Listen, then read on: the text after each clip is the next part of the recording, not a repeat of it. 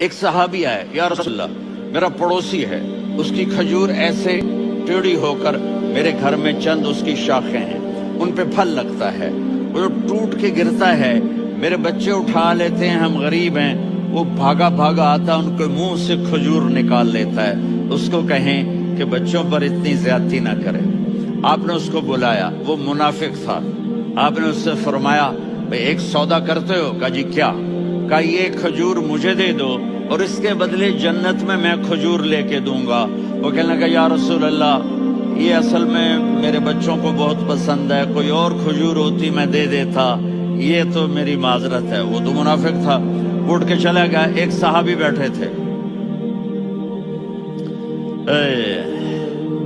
وہ کہنے لگے یا رسول اللہ اگر میں وہ کھجور لے کے دے دوں تو مجھے جنت میں لے دیں گے؟ ان کا نام ہے ابو الدحداح۔ آپ نے کہا ہاں تو مجھے لے کے دے دے میں تمہیں لے دوں گا۔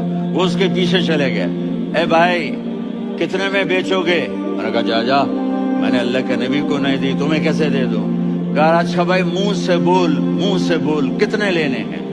تو اس نے جان چھڑانے کے لیے کہا کہ اپنا سارا باغ مجھے دے دے، کھجور لے لے۔ باغ میں 600 کھجوریں اور یہ کھجور کسی اور کو دینی ہے۔ تو کہتا ہے پکے ہو، پھرو گے تو نہیں؟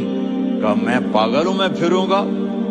مجھے 600 کھجوروں کا باغ مل رہا ہے۔ انہوں نے کہا ڈن، کھجور میری باغ تیرا۔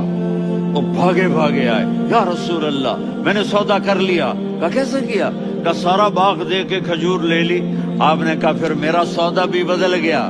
کم من عذق رداح ودار فیاح لأبی الدحداح فی الجنہ۔ میرے ساتھی میں اپنی آنکھوں سے دیکھ رہا ہوں کہ اللہ نے تیرے لیے جنت میں ایک گھر نہیں محل بنا دیے سینکڑوں، اور ایک باغ نہیں ہزاروں باغ تیرے لیے تیار کر دیے۔ یہ ہے ایمان کی نشانی، یہ ہے محبت کی نشانی۔